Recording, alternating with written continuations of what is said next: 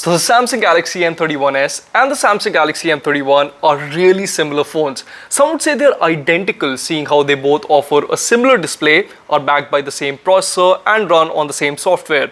So since the only real difference between these two smartphones is in their cameras, I thought it would be a fun video to compare the respective camera performances to see if the M31s actually deserves a price hike over the Samsung Galaxy M31. But guys, before we get on with the video, make sure to hit the bell icon and subscribe to our YouTube channel if you haven't already, so that you don't miss out on any quality tech content that we put out.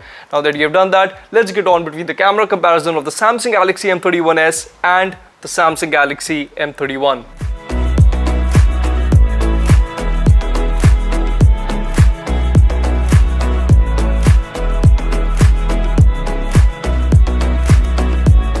So before I start this comparison, let's take a look at the two phones' respective camera specs. Now as you can see, both the handsets offer a quad camera setup at the back, with the major difference being the 64 megapixel sensors used here. And now the M31s comes with a Sony IMX682 sensor, whereas the M31 offers Samsung's GW1 sensor. The rest of the camera specs will be on your screen right now, so let's start this video by talking about the daylight shots. Here, if we take a look at the first shot of my garden, then at a glance, both the images look equally pleasing. Now do note that the sky was quite vibrant and sunny the day I clicked these photos. However, since the images have been clicked with the scene optimizer turned on, there is some extra boost given to the blues and the greens in the photo. But circling back to my original point, without zooming into the images, you'd be hard pressed to tell one from the other. However, at 100% crop, the differences are quite apparent.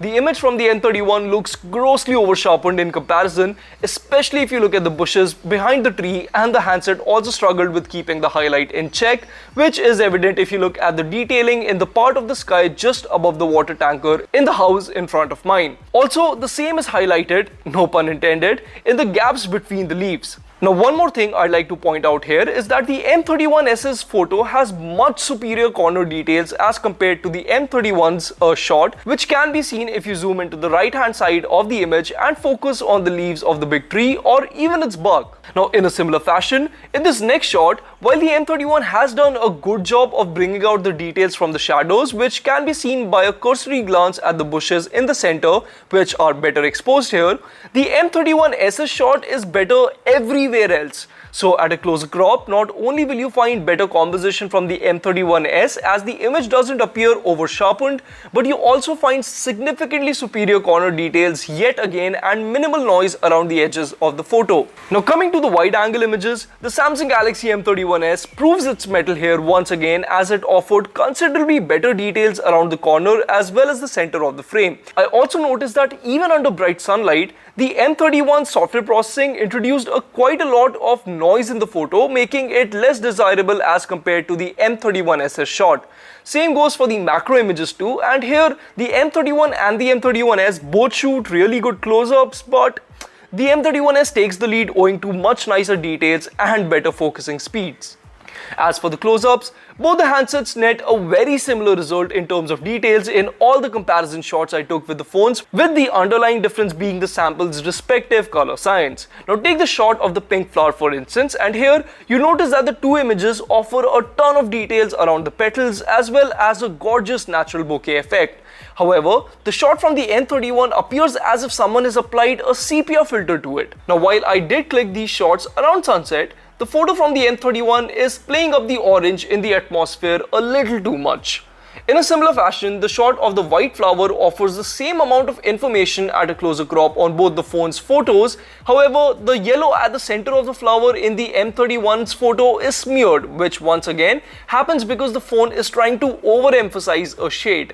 Now the only exception to this was that the M31 was the superior model when it came to properly exposing the shade red, as I noticed that the M31s would more often than not blotch the color quite a bit. Now case in point, this shot of the red flower, and here the focus point is not the petals but the stem growing out of the flower, which is equally detailed on both the shots. However, while the M31 has a clear-cut definition of the petals of the flower too, the same is amiss on the M31s. The highest shot or the 64 megapixel image from both the phones, however, was exactly the same. I mean, sure, the colors were once again slightly better on the M31s, but the M31 handled highlight clipping a little better, which can be seen if you zoom into the sky. Other than that, these two compositions are indistinguishable from one another in terms of details and sharpness. So, what about photos taken after the sun has set? Well, if I compare the photos from the two phones with the night mode disabled, then you will find better visibility and details on the M31's photo as compared to the M31s's shot. With night mode enabled, the images from both the phones look quite nice. However, the M31s edges out slightly, and I mean very slightly. Now this is owing to its ability to contain LEDs flaring better and having more details towards the left of the frame. Now in terms of videos, between the 1080p 30fps clip from the Samsung Galaxy M31s and the Samsung Galaxy M31, I'd pick the one from the M31s in a heartbeat. But before I talk about that, here are the samples. Okay guys, so this right here is a 1080p 30fps sample from the Samsung Galaxy M31 and the Galaxy M31s. So do let me know in the comments below which footage do you like more, which color do you like more. Now I would like to tell you that it is past evening and the sky has turned a little bit orangish, but the way I see it from the two phones viewfinder, the footage from the M31 actually looks very orange in comparison to the M31s's. So yeah, I'll test these out in post and let you know what my feedback is, but do let me know what you think of these two clips in the comments below.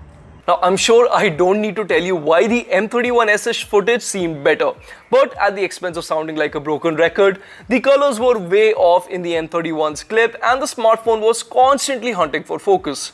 On the other hand, the M31s's footage net more realistic colors and the smartphone handled the shift to a very bright scene more elegantly too, highlighting everything in the background, whereas the M31 darkened the background for a split second.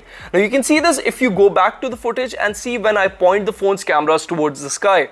Also, the audio was slightly cleaner on the M31s's footage, so if you're into videos, the M31s is the way to go forward. Now that we've dissected the camera capabilities of the smartphone's respective rear camera modules, let's turn our attention to the two phone selfie cameras. Now let's start with the daylight shot, and here both the phones are neck and neck when it comes to the details. Now as you can tell by how I'm squinting my eyes, it was quite sunny outdoors when I clicked this photo and there are details aplenty in both the shots. But I much prefer the color science of the M31s's photo, which exhibits a more accurate representation of my skin tone. The M31 shot, on the other hand, made my face look orange, which most certainly isn't the case. Now same goes for the bokeh shots too, and with the intensity of live focus set to 5, both the handsets net a similarly pleasing result with a consistent and good blur effect around my face. But as you can once again clearly see, the skin tone is represented much more accurately in the M31s's shot. The scenery remains unchanged if I talk about the indoor selfies too, and the M31s's photo looks more natural to my eyes. That and it offers lesser noise around my cheeks at a closer crop. Now, like I said, the details around my face or the background look quite similar on both the phones. However, the M31s has represented my skin tone much better. Now, I know that I keep saying this again and again, but guys, this is actually a big factor for a lot of people. Nobody wants to look orange. Now, if I talk about how good the front-facing cameras of these two phones are for shooting videos, then once again, they're eerily similar in terms of details. Here are the samples.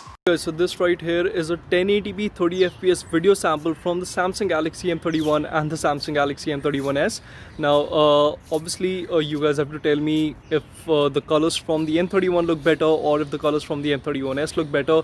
Also the audio quality, and as you can see I'm walking in my garden and there's a very bright sky behind me, so do let me know which one exposed the sky better. Which one had lesser of a highlight clipping issue on the footage. So all of that, do let me know in the comments below, and I'll obviously give you my 2 cents on which footage I liked more. Furthermore, the M31s's footage is also less stable and audio captured by the phone's mic isn't as loud as what you get with the M31s. So for vlogging, the M31s is surely the way to go forward. So between the Samsung Galaxy M31s and the Galaxy M31, the M31s is undoubtedly the better camera phone, but if I'm being honest with you, the results are skewed in the favor of the M31s primarily owing to its color science.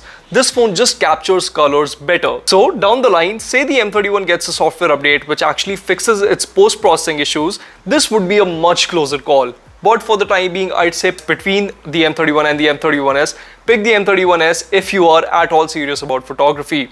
But guys, that wraps up this full camera comparison from my end. Do let me know in the comments below if you enjoyed this video, and if you did, do give us a big thumbs up. Until next time, this is Prateek from Mr. Phone signing off.